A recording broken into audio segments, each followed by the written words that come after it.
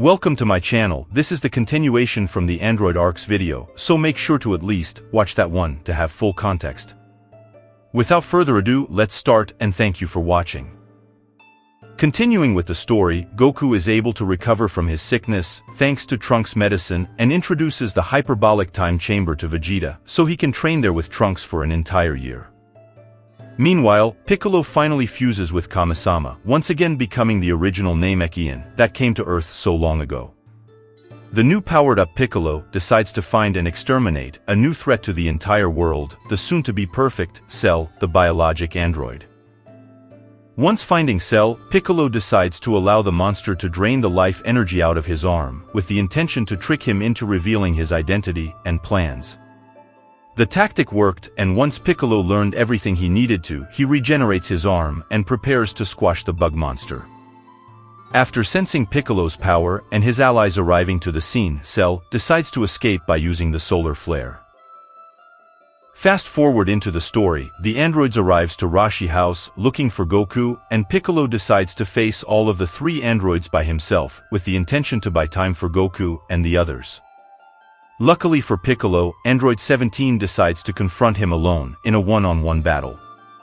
Once the fight starts, Piccolo gets the upper hand, surprising the androids due to his increased powers, but the Namekian warrior is well aware of Android 17's unlimited energy, so he decides to use a very powerful attack, surrounding his enemy with many energy blasts, leaving him with no escape route.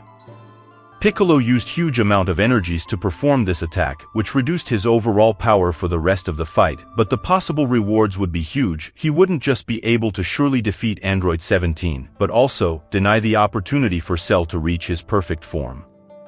Piccolo was willing to sacrifice his life for the cause, but for better or worse, Android 17 had a very powerful ability, specialized in defense, the energy barrier.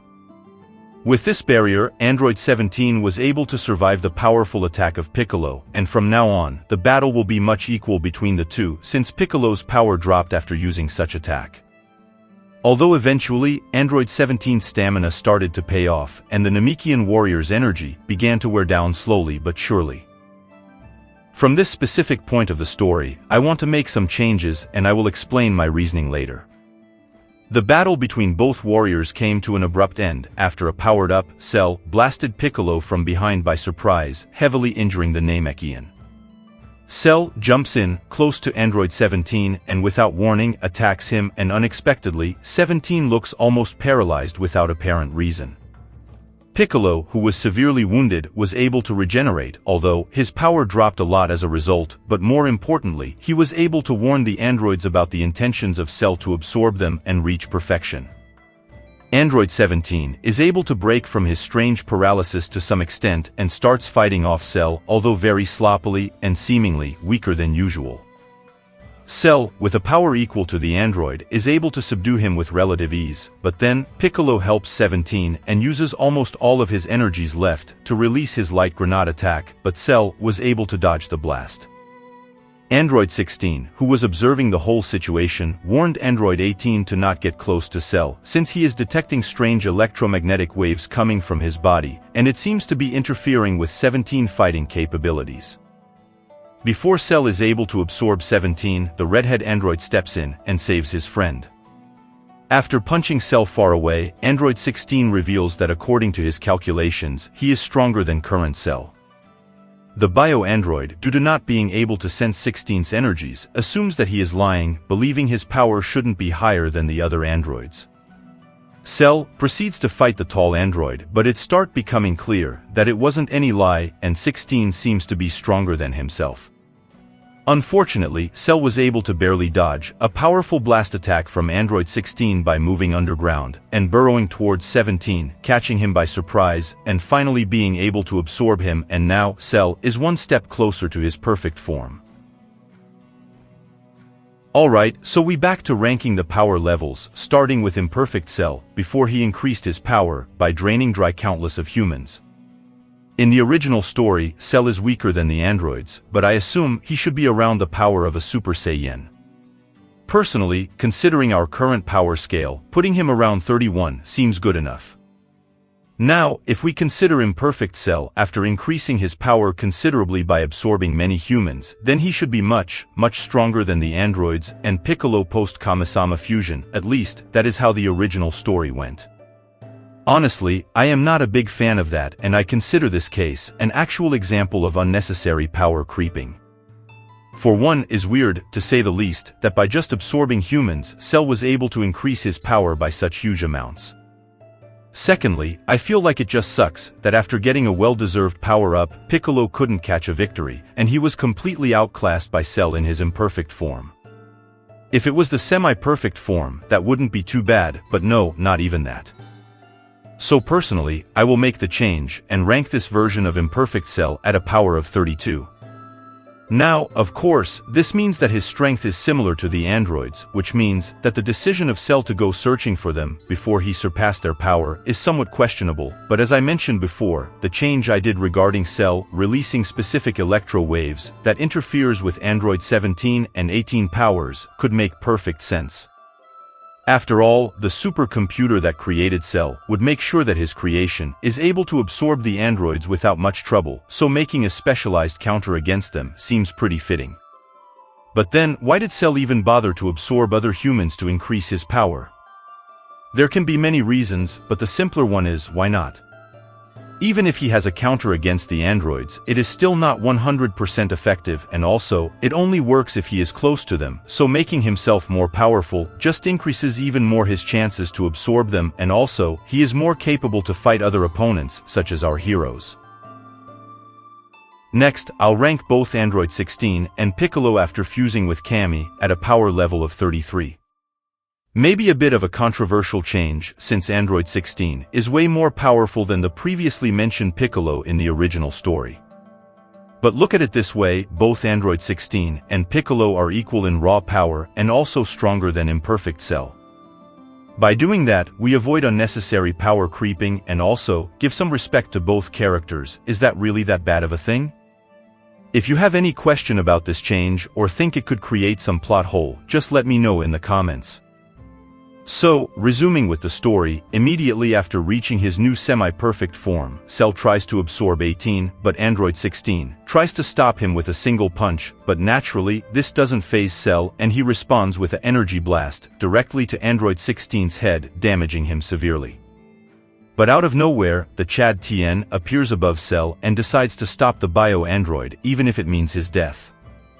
Now, I want to make, once again, a change with the story. It is somewhat relevant, but also not really, since it wouldn't change the rest of the story at all. If anything, it may improve it a bit. I want to give the technique of Kaioken to the three-eyed warrior.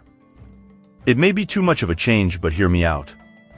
Tien did train with King Kai for a while, and it is pretty apparent that he doesn't mind using dangerous abilities, even to the detriment of his own life. I mean, just look at what he did against Cell in the original story. In short, Tien is metal as hell, and the Kaioken fits perfectly with him. Plus, with a maximum Kaioken, makes a lot more sense that the three-eyed warrior is able to momentarily stop Cell by just spamming Kiko hose. If you disagree with this change, that's totally fine, and just ignore this change. So yeah, Cell is stopped by Tien after he uses the maximum Kaioken and starts spamming Kiko hose over the bio-android.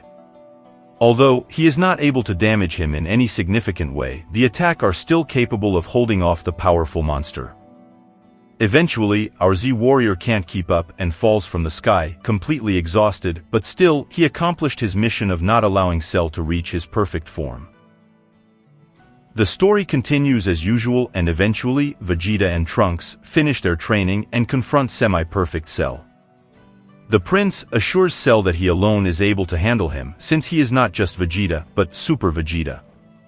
The prince proceeds to use his new Super Saiyan form and fight Cell. After a while of fighting, Vegeta doesn't only prove his superior raw power over his enemy, but also his experience. After all, Cell is skilled at combat, but obviously is not nearly as experienced in real combat as Vegeta, so at the end, despite not having a huge difference of power, the battle seems a lot one-sided than it could have been in other conditions.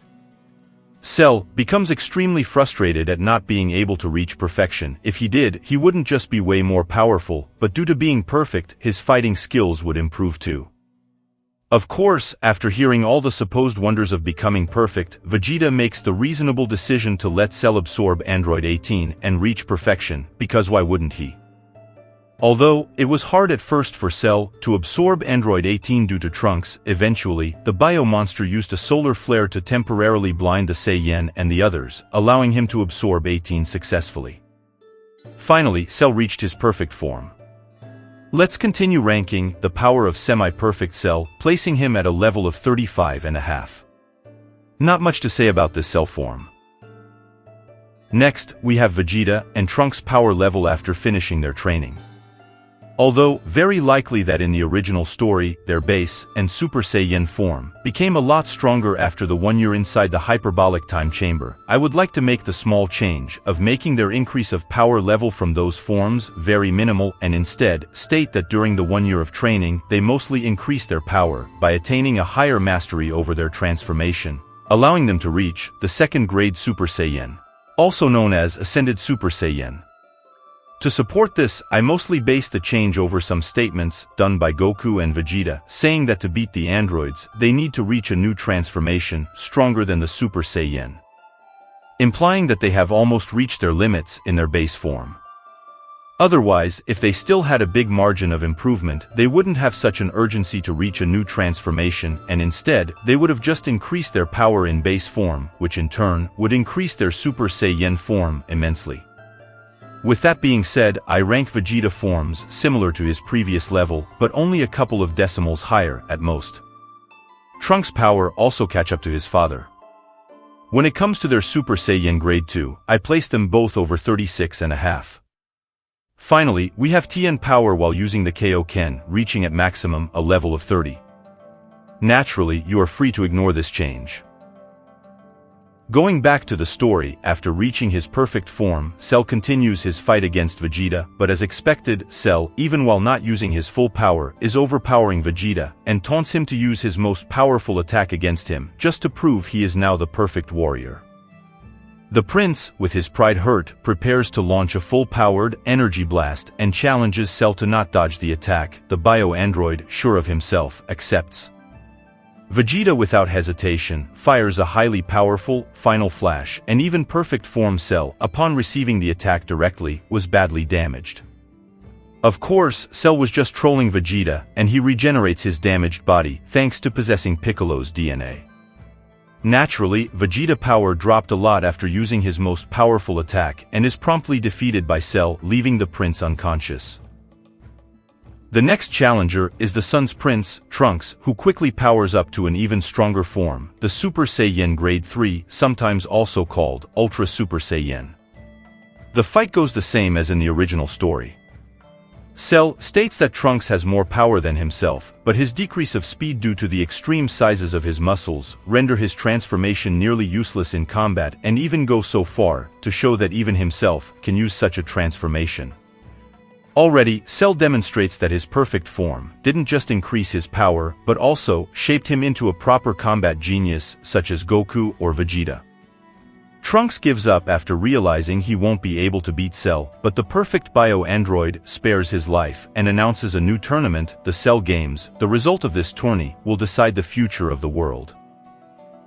The story proceeds as usual. Goku and Gohan finish their 1-year training inside the hyperbolic time chamber, while Vegeta, Trunks, Piccolo, and even Tien train once again in the room, although they didn't grow in power by much.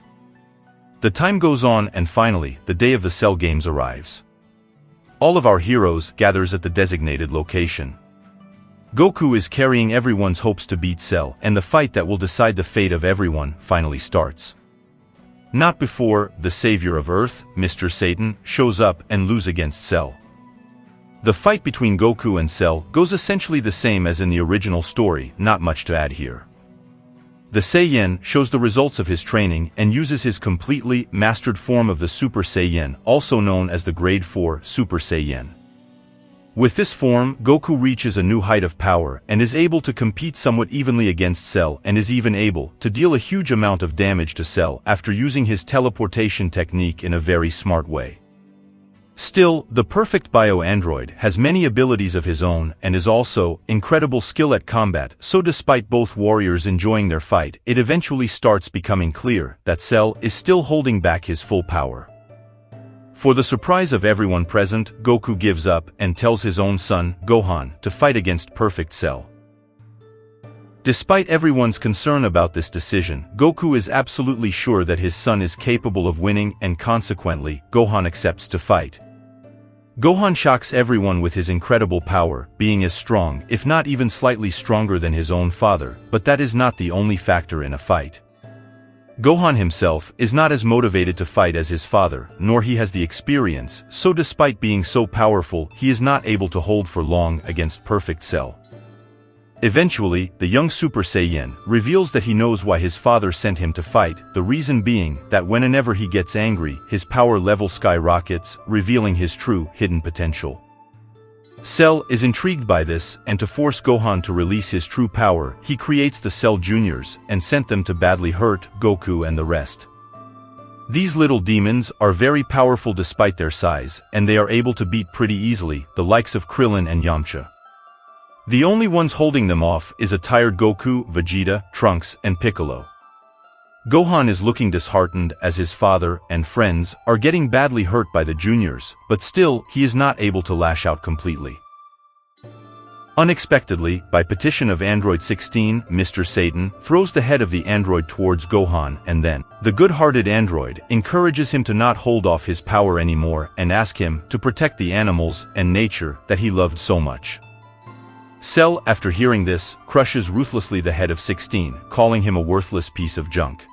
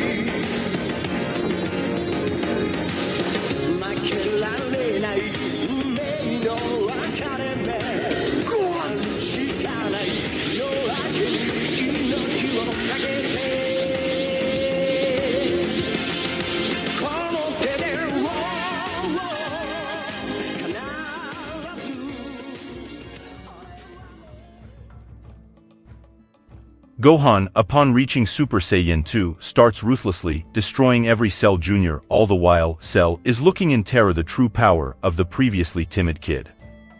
After destroying every single Junior, Gohan redirects his anger once again towards Cell. The bio-android, in response, releases his true full power, but still, his strength is not at the same level. Gohan overpowers Cell in close combat. As that didn't work, the supposed perfect warrior decides to use a full-powered Kamehameha, but Gohan strikes back with his own, overpowering once again Cell, and this time, he is left badly damaged.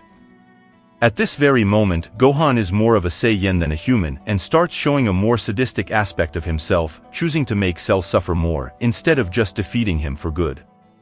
Cell has completely lost his cool and is beaten by Gohan once again, but this time, most likely due to the damage received, and probably losing control of his ki, the bio-warrior vomits Android 18. Consequently, Cell loses his perfect form, and now his defeat is assured. Due to having Frieza DNA, Cell becomes a sore loser and decides to blow up himself and the entire planet. Gohan's choice to not kill him earlier backfired immensely. But before Cell is able to destroy the entire planet, Goku sacrifices himself and teleports Cell to King Kai's planet. Gohan is feeling guilt and sad, thinking that he won't be able to make up for his mistake and avenge his father, but for better or worse, Cell comes back after regenerating from the explosion, and by using the newly learned teleportation technique, the bio-android arrives to Earth once again, being even more powerful than before, due to having a Saiyan Zenkai. Cell finishes off Trunks and almost does the same to Vegeta, but Gohan is able to protect him, although at the cost of his own arm. Super Perfect Cell prepares his final, full-powered Kamehameha with the intention to destroy the entire solar system and everyone on it. Gohan responds with his own attack, although highly afraid of destroying the planet. Both full-powered energy attacks, clashes, and a struggle between both warriors ensues. Cell is slowly overpowering Gohan's attack. Because of this, Goku communicates with his son from the afterlife, letting him know to not be afraid to use his full power and release his entire might to defeat Cell. Even though both opponents seems to be almost equal, Vegeta does a sneak attack on Cell, which doesn't hurt him at all, but it's enough to create a short distraction. In this moment, Gohan goes all out and finally overpowers Cell and obliterate him. The victorious is Gohan. Let's continue the ranking of power levels, starting with Goku, whose biggest improvement is completely mastering the Super Saiyan form. Considering the original story, there are a lot of discussion regarding the Super Saiyan 4th grade, or also known as Mastered Super Saiyan. Some people believe that Goku and Gohan were way stronger in their base forms than Vegeta and Trunks, explaining why they were more powerful without the need of using the Ascended Super Saiyan Grade 2, and essentially saying that the 4th grade form has the same increase of power as Grade 1. Others believe the 4th grade Super Saiyan have a higher multiplier than the previous grades. And I can see good arguments for both sides, but as we stated earlier in the video, the power of the Saiyans in their base forms are almost at their limits, so the argument of both Goku and Gohan being way stronger in their base form than the others doesn't really fit for our reworked power scaling. Now, if in the actual story this is the case or not is almost irrelevant in the grand scheme of things. Personally, I prefer the argument that is possible to increase the power boost of the Super Saiyan form by mastering it and also training it, which is a concept that I touched briefly during the Saiyan arc video. It helps to explain the increase of power from the Super Saiyan Grade 1 to the mastered form without the need to raise up the base power. And also, when we finally get to Dragon Ball Super, this would also explain how the Super Saiyan 2 is able to be equal in power to the Super Saiyan 3. So before moving on, let's establish right away the differences of the Super Saiyan grades for our own power scaling. Grade 1, it's the vanilla transformation, and it increases the power of the user by an X amount. This form is taxing for the Saiyan body. Grade 2, also known as Ascended Super Saiyan, it specializes in increasing the output of power and speed in exchange of higher stamina and energy consumption. Grade 3, also known as Ultra Super Saiyan, it specializes in increasing raw power and strength to extreme levels at the cost of speed and agility. Grade 4, also known as Super Saiyan Mastered, is the fully controlled version of the transformation. It is way less taxing for the body and increases the boost of power even more than Grade 2 without any of the drawbacks. It is indisputably the strongest grade, although it requires much training and adjustment while using the Grade 1 Super Saiyan. Finally, I can rank Goku and Gohan in their Mastered Super Saiyan at level 39. In the other hand, Cell in his perfect form, while also suppressing his power, is over 39, but at full power, Cell reach a level of over 40, being the first character to belong in this tier. Trunks, in his Ultra Super Saiyan state, has a power level over 41, although, since it is a deeply flawed transformation, this level can be deceiving. The Cell Juniors, I would rank them around 37 and 36. And I would like to make a small change about these little cells, which would be that they specialize their power towards speed in exchange of much less durability. I rank Super Perfect Cell at a power level over 43. And finally, Gohan in his Super Saiyan 2 form has a power of 44, being still superior than Super Perfect Cell, but not by a huge margin. Also, we could even add that Gohan can become even stronger through rage boosts. After the victory of Gohan, the present timeline was finally saved from the androids, but as a bonus, I would like to rank some characters from the future timeline. Starting with Teenage Trunks, from the TV special, The History of Trunks, I would like to rank his base power over 27 and his Super Saiyan transformation a level over 30. Future Gohan have a base power of over 28 and in his Super Saiyan form a level of over 31. Future androids 17 and 18 have a power over 31 similar to Gohan. So yes, these androids are weaker than the present timeline counterparts, although not by much. And to explain this difference, we can use the previous explanation we used about how Dr. Gero was able to increase the power of his creations and just say that the androids from the future timeline went through much fewer training simulations, resulting in being weaker. The rest of the Z fighters from the future timeline that were exterminated by the androids should be weaker than the present timeline's fighters after training for 3 years in preparation for the androids. The last character left to rank is not other than Mr. Satan, with a power level of 5, weaker than Goku at the beginning of the story, but still decently stronger than normal human fighters. Well, we are finally done with the Cell Arc power scaling. This time, I did more changes than usual, such as not increasing the power of the base Saiyans by much, giving a boost to the Super Saiyan Grade 4 transformation, and even giving Tien the Kaioken. I think all of these changes will be much better for the overall power scaling in the long run, especially for Dragon Ball Super. I also didn't show the name for the 40 tier of power, but I will do it in the Boo's video arc. It will make more sense then. Alright, that should be for the video. If you enjoyed it, please consider giving it a like and subscribing to my channel, and if you prefer not to, I still appreciate immensely that you watched the video.